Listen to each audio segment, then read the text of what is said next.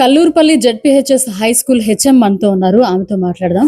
Madam, high school చదివే పిల్లలు collectorate వరకు వెళ్ళారు. ఈ విషయం మీ దృష్టికి రాలేదు?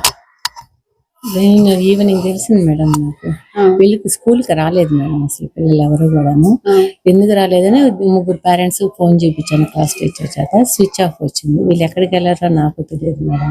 వాళ్ళ పేరెంట్స్ సాయంత్రము వేరే వాళ్ళు ఫోన్ చేసి స్క్రోలింగ్ వస్తుందని చెప్పమంటే తెలిసింది నాకు విషయం. ఓకే, ఇంతకు ముందు మీకు కంప్లైంట్ రాలేదు? వచ్చింది. ఎవరు పిల్లల విషయం, పిల్లలు లాస్ట్ ఇయర్ నవంబర్ నుంచి ఇస్తున్నాను, 2023 నవంబర్ నుంచి మేడం క్లాసెస్ చెప్పట్లేదు అని చెప్పాను. మేడం పైకల క్లాస్ తీసుకున్నట్టు నేను పైకల్ని పిల్లల కిందకు వస్తేనే చెప్తాను అన్నారు. కానీ ఇక్కడ ఏంటంటే పైనుంచి పిల్లలు బ్యాగులు తీసుకొని వచ్చేటప్పుడు ఏమో బ్యాడ్ టచ్లు అవి జరుగుతూ ఉన్నాయి. పాప పడిపోయింది. పేరెంట్స్ వచ్చి అడిగారు అనమాట, పిల్లల దగ్గరికి టీచర్ వెళ్ళాలే కానీ టీచర్ దగ్గర పిల్లలు రాకూడదు అని చెప్పానండి. అతను గొడవ పెట్టుకున్నాడు. సరేనండి ఇక్కడి నుంచి అట్లాగే చేస్తారులేండి అని చెప్పి మేడం గారితో చెప్పి పైకి వెళ్ళండి అంటే నేను వెళ్ళను, పిల్లలు వస్తేనే పాఠం చెప్తాను అన్నారు. సదరు అప్పటి నుంచి కూడాను డివైఓ మేడం డిఓ మేడం చెప్తూనే ఉన్నాను, వినతి పత్రాలు ఇస్తూనే ఉన్నాను. వాళ్ళు ఎలాంటి చర్యలు తీసుకోలేదు? చర్యలు అంటే నేను చెప్పాను మేడం, చెప్పినా ఆమె వినలేదు మాట. నేను వెళ్ళను, పిల్లలు కిందకు వస్తేనే పాఠం చెప్తాను అన్నాను. నా పరిధి ఎంతవరకు చెప్పమని వరకు నా పై అధికారులు చెప్పడం వరకు ఆమెకు వెళ్ళి పాఠాలు చెప్పమంటారు. వాళ్ళు ఎంక్వైరీకి వచ్చారు మేడం. ఎంక్వైరీ రిపోర్ట్స్ మనం అడగకూడదు, పెద్దవాళ్ళని ఎంక్వైరీ చేసుకుని వెళ్ళారు. మరి ఏమో జరిగిందో ఏమో నాకు తెలియదేమో. సైలెంట్గా ఉన్నారు. మొన్న సమ్మర్లో సార్ దృష్టికి మళ్ళీ తీసుకుపోయాను. మామూలుగా ఏంటంటే 10th క్లాస్కి మా గవర్నమెంట్ స్కూల్ పిల్లలకి 40 days కార్యక్రమం ఉంటుంది. ఆ 40 days కార్యక్రమంలో ఒక్కరోజు కూడా పాఠం చెప్పలేదు. పోయిన నవంబర్ నుంచి అసలు ఏమి ఒక్క పాఠం కూడా 7th కరెక్టే మేడం, ఎవరి వర్షం వాళ్ళది ఉంటుందేమోను. ఆమె వెళ్ళి పాఠాలు చెప్పలేదు అనడానికి పిల్లలే నిదర్శనం. వాళ్ళు పాఠాలు చెప్పుకుంటే ఈ రోజు కలెక్టరేట్ ఆఫీస్ దాకా రారు కదా. ఇన్ఫ్లుయెన్స్ ఎవరు చేస్తారు మేడం? ఇక్కడ 11 మంది టీచర్స్ ఉన్నాము, ఓకేనా?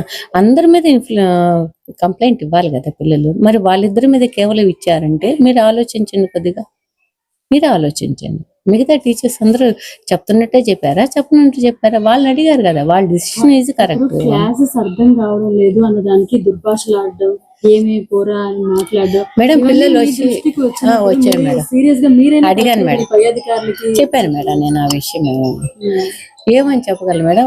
ఆ కంప్లైంట్ ఇవ్వగలనే గానీ అంతకన్నా నేనేం చేయలేను కదా. ఆ సార్ని కూడా అడిగాను మేడం. ఏమన్నా అడిగితేనే సార్ ఇట్లా అంటున్నారు, వాళ్ళు మాట వింటలేదు మేడం, మీరు మాట్లాడలేదా బూతు మాటలు అని అడిగాడు మేడం. మేము ఎవరో మాట్లాడాం. అన్నం తినలేదంటే పిల్లల్ని అడగతాను, నాన్న అన్నం తినంటే అయ్యేవాను అని చెప్పనేసి ఏమన్నా పిలిచి కూర్చోబెట్టి అన్నం పెడతాను. అడగండి పిల్లల్ని ఏమోను. ఒక క్లాస్ని కంట్రోల్ చేసే కెపాసిటీ ఒక టీచర్కి ఉంటుందే గానీ మిగతా వాళ్ళని ఎవరో చెప్తే చేసేది కాదు కదా. మన క్లాస్ స్కూల్ విచారణ చేసే స్థాయికి వచ్చింది మేడం. అది నా దౌర్భాగ్యం మేడం, నా దౌర్భాగ్యము. నేను టైం బాగలేక ఇక్కడ పని చేస్తున్నామో ఏంటో తెలియదు. ఏ రోజు ఏ నిమిషం ఏం జరుగుతుందో భయంగా టెన్షన్గా ఉండాలి. నైట్ నిద్ర ఉండదు. హై బీపీకి వెళ్తున్నాను, రోజు 3 BP మాత్రలు వేస్తున్నాను మేడం. నేను నా పరిస్థితి అది. నా సర్వీస్లో ఇదే ఫస్ట్ టైం ఇట్లా ఇంటర్వ్యూలకు వెళ్ళడం, వాటికి వెళ్ళడం కూడా. ఇంత ఎక్కడ నేను స్ట్రగుల్ కాలేదు. ఏ టీచర్ వల్ల కాలేదు నా సర్వీస్లో. ఒక ఈ స్కూల్లోనే స్ట్రగుల్ అవుతుండేది. వీళ్ళిద్దరు వాళ్ళు దుర్భాషలాడడం కూడా నిజమే. Correct madam. తిడతాది మేడం బాగా. ఏమన్నా నీకు దమ్ము ఉంటే కదా ఏమన్నా సరెండర్ చేసుకో, నువ్వు ఎవరికి సరెండర్ చేస్తావు చూస్తాను. నన్నే మేడం అడిగేది ఆ మాట. వాళ్ళని ఎట్లా అంటే వాళ్ళు నాకన్నా పై అధికారులు కదా, నన్నే అడుగుతుంది ఆ మాట. ఏమన్నా అది చేతగాందానికి హెచ్చం. ఎందుకు వచ్చానంటే అసలు నిజాలు ఏంటి అని కనుక్కోవడానికి మంచిది మేడం. అది వాస్తవాలు పిల్లలు చెప్పు. ఒక పిల్లవాడు అయితే అబద్ధం చెప్పగలడు మేడం. పిల్లలు నష్టపోయారు మేడం. వాళ్ళిద్దరే మన నెలలో జీతం తీసుకుంటున్నారు, బాగానే ఉంది. నా పిల్లలు నష్టపోయారు బాగా. పోయిన సంవత్సరం అంతా 9th క్లాస్ నష్టపోయారు. పోయిన సంవత్సరం 7th, 9th, 10th 3 క్లాసులు నష్టపోయారు. ఈ సంవత్సరం మళ్ళీ 7th పైన 8th, 9th, 10th. మా పిల్లల మటుకు నేను చెప్తున్నాను మేడం, మంచి టీచర్లు గాన కలెక్టర్ గారు చొరవ తీసుకొని మంచి హెచ్ఎం టీచర్స్ని వేయాలని నేను కోరుకుంటున్నాను. అట్లా వేస్తే మా పిల్లలు కూడా బాగా చదువుతారని వాళ్ళ తరపున నేను కూడా మాటిస్తున్నాను మేడం. సార్, మీరు ఇక్కడ తెలుగు టీచర్స్ సార్, నిన్న విషయం చూస్తే పిల్లలు క్లాసెస్ సరిగా చెప్పడం లేదనని కలెక్టరేట్ వరకు వచ్చారు సార్. దీని మీద మీరేం మాట్లాడతారు? నిజంగా క్లాసెస్ జరగటం లేదా, మీరు టీచ్ చేయటం లేదా? క్లాసులు చెప్పట్లేదు అనేటువంటి అంశానికి సంబంధించి చెప్పకుండా ఉండటం అంటూ లేదు. దుర్భాషలు ఆడడం అది కూడా లేదు. ఒకవేళ ఎప్పుడన్నా కోపం వచ్చి ఏమన్నా ఒక మాట అన్నా అవి కూడా భగవంతుడు చూస్తాడు, వింటాడు, బయటకు వస్తాయి ఎప్పటికైనా. మీరు ఇక్కడ సోషల్ టీచ్ చేస్తున్నారని విన్నా. So madam, high school standard పిల్లలు వచ్చి నిన్న కలెక్టర్కి ఫిర్యాదు చేశారు మేడం. అంత ధైర్యంగా వచ్చారు అని అంటే అంటే స్కూల్ తప్పు లేకుండా అది జరగదు కదా అనే ఒక విషయం మీద నేను స్కూల్ వరకు రావాల్సి వచ్చింది. అసలు ఏంటి మేడం, ఏం మేడం? నిజం నిద్రపోయింది, అబద్ధాలు అటకెక్కింది. చూసారా, అన్ని అవాస్తవాలు. కావాలని వాంటర్లీగా పిల్లల్ని 6 to 10th క్లాస్ వరకు పిల్లల్ని బ్రెయిన్ వాష్ చేసి అలా చెప్పించడం జరిగింది. నాకు 1.5 year ఉంది నాన్న సర్వీసు. మీరు నా బిడ్డలు లాంటి వాళ్ళు. కలెక్టర్ గారి దగ్గర కూడా నేను ఇదే చెప్పదలుచుకున్నా. ఏమంటే నేను హానెస్ట్ పర్సన్ని. నా సర్వీస్లో ఎక్కడా మచ్చ తెచ్చుకోవాలి. 2 years నుంచి నన్ను ఈ స్కూల్లో టార్గెట్ చేస్తున్నారు. వాళ్ళకి నేను ఎవరికి ద్రోహం చేయాల, ఎవరితో నాకు కలహించుకుంది లేదు, ఏమీ లేదు. కానీ వాంటర్లీగా పిల్లకాయలు ఒక 10th క్లాస్ అక్కడికి రావడం జరిగింది. 6 to 10th క్లాస్ వరకు పిల్లల్లో నేను ఎంఎస్సి చేశా. పిల్లల సైకాలజీ కొంత తెలుసు. కానీ బిడ్డలు వాష్ చేస్తే ఆ విధంగా తయారైనారు. వాష్ చేస్తే ఎట్లా తయారవద్దో, మన క్లాత్ ఎట్లా తయారవద్దో వాళ్ళ బ్రెయిన్ అలా తయారైంది. నా తప్పు లేదు, పిల్లల్ని నేను తప్పుగా భావించట్లేదు. పిల్లలు మీ దగ్గర నుంచి కోరుకునేది చదువు. కానీ పిల్లల్ని చాలా వాళ్ళని వేరియేషన్ గా డిస్టర్బెన్స్ చేసి 10th క్లాస్ బాయ్స్ వాళ్ళు పాపం వాళ్ళని నేను తప్పుగా అనలేదు, వాళ్ళని వాంటర్లీగా అలా చేయించడం జరిగింది. సో నేను ఎవరు ఏంటి అని కూడా నేను చెప్పదలుచుకోలేదు. ప్లీజ్, నిజం మాత్రం కాదు, ఇది నిజం నిద్రపోయింది.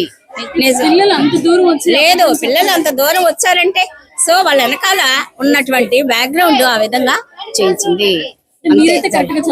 నేను చెప్తున్నాను.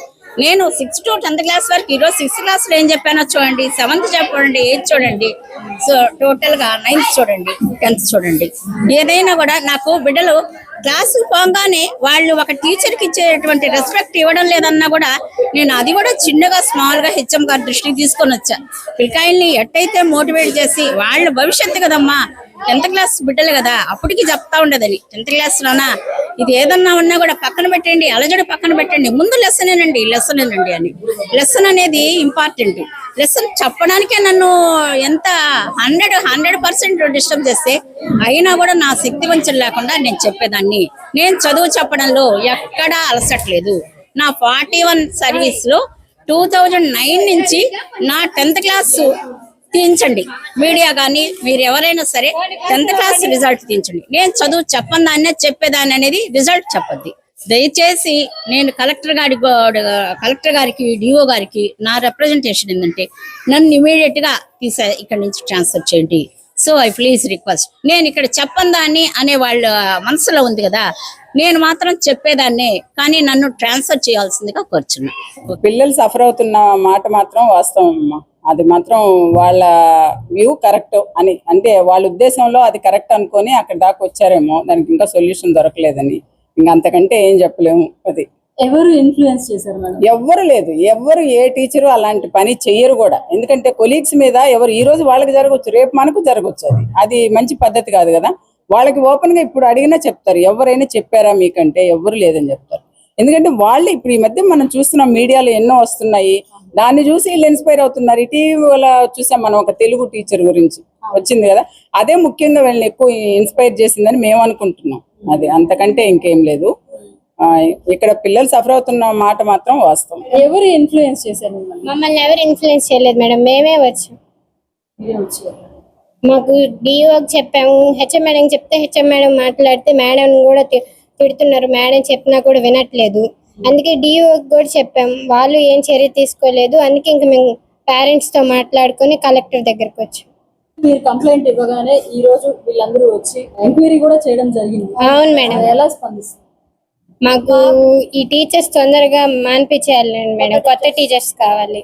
వీళ్ళు ఉంటే ఇప్పుడు వీళ్ళు మారలేదంటే మళ్ళీ మమ్మల్ని క్లాస్ లో తిట్టచ్చు కదా మేడం.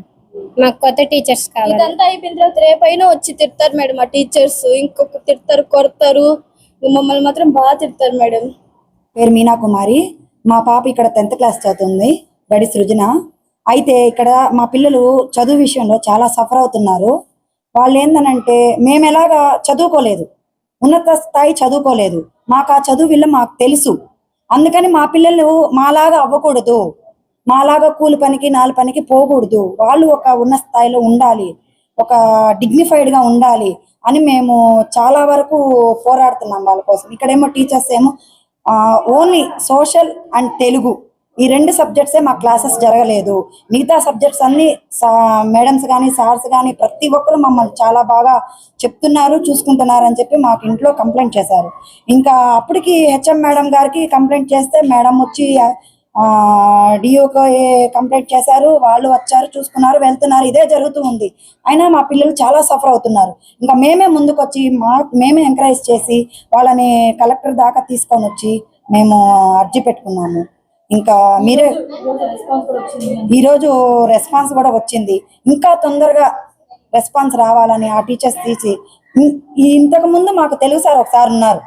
ఆ సారు పిల్లల్ని ఎంత బాగా చూసుకుంటారంటే, చదువు విషయంలో ఎంత బాగా చెప్తారంటే, అటువంటి సార్ని ఇక్కడి నుంచి వేరే దగ్గరికి మార్పిచ్చేస్తున్నారు. ఆ సార్ ఉంటే మా పిల్లల భవిష్యత్తు ఇంకా చాలా బాగుంటుంది.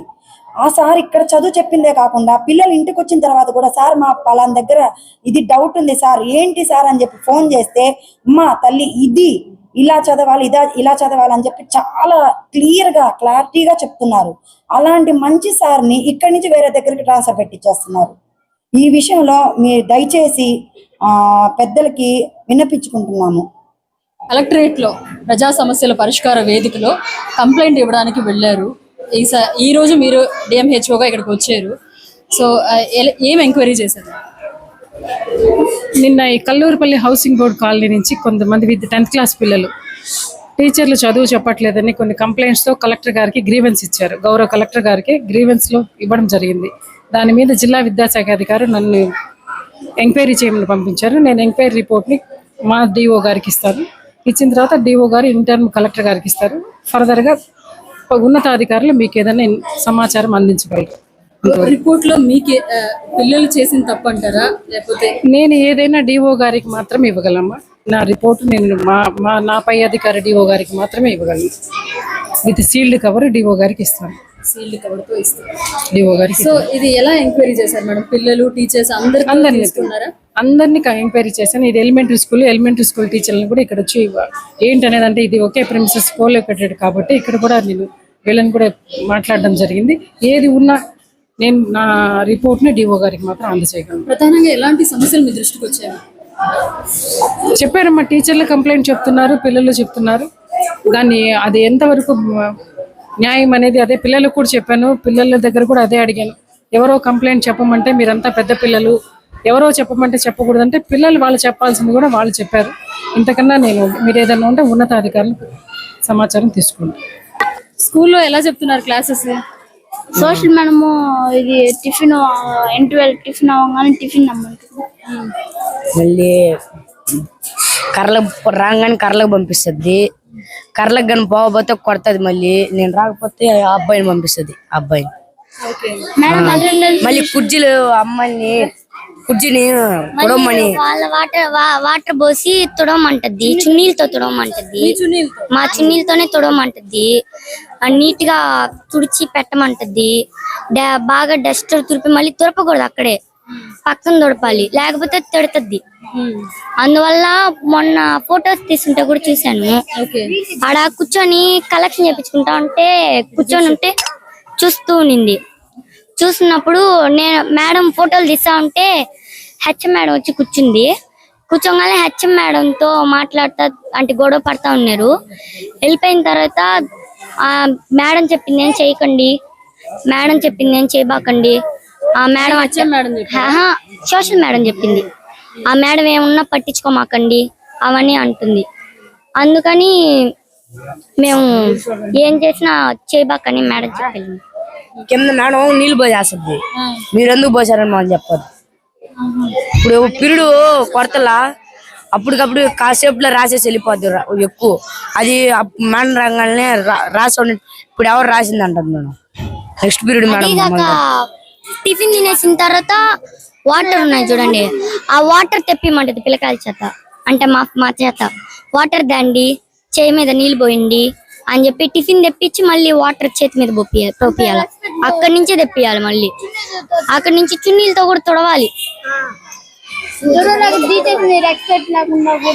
రెస్పెక్ట్ లేకుండా మాట్లాడుతున్నారు, నాకు విలువ లేదా, ఏం మీరు ఎట్లా చేస్తున్నారని తిడుతుంది చేయకపోతే ఎప్పుడో ఒకసారి. మేడం ఇప్పుడు అమ్మ చెప్పింది మేడం, రేపు ఏడుస్తా మేడం మా దగ్గర ఏం చెప్తుంది అంటే, ఇదో మీరే మాకు ఇష్టం ఇట్టా, మీ వల్ల నేను అది మీ క్లాస్ అంటే నాకు ఇష్టము అని మాట్లాడుతుంది మేడం.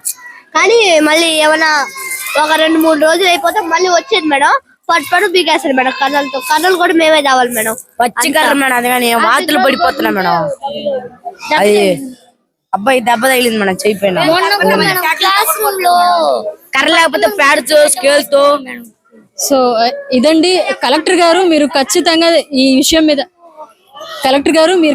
విషయం మీద సీరియస్ యాక్షన్ తీసుకోవాలండి. ఎందుకంటే ఒక విద్యార్థి 2 విద్యార్థులు అయితే తప్పు చెప్తారు, లేకపోతే అబద్ధం చెప్తారు, లేకపోతే ఇన్ఫ్లుయెన్స్ అవుతారు, కానీ ఇంతమంది పిల్లలు సఫర్ అవుతున్నారు అని అంటే ఆ 2 టీచర్ని బదిలీ చేసి కొత్త టీచర్లని వీళ్ళకి ప్రొవైడ్ చేయవలసిందిగా HN9 TV ద్వారా కోరుకుంటున్నాను. HN9 TV వాళ్ళకి చాలా థ్యాంక్స్. మమ్మల్ని నిన్న అక్క జాగ్రత్తగా తీసుకెళ్లి అక్కడ కలెక్టర్ దగ్గర మాట్లాడినిచ్చినందుకు అక్క ధన్యవాదాలు తెలుపుతున్నాం. ఇప్పుడు కూడా అక్క వచ్చి మాకు చాలా హెల్ప్ చేస్తున్నారు. థ్యాంక్స్ అక్క. మరిన్ని అప్డేట్స్ కోసం మన HN9 TV ఛానల్ ని సబ్స్క్రైబ్ చేసుకోండి.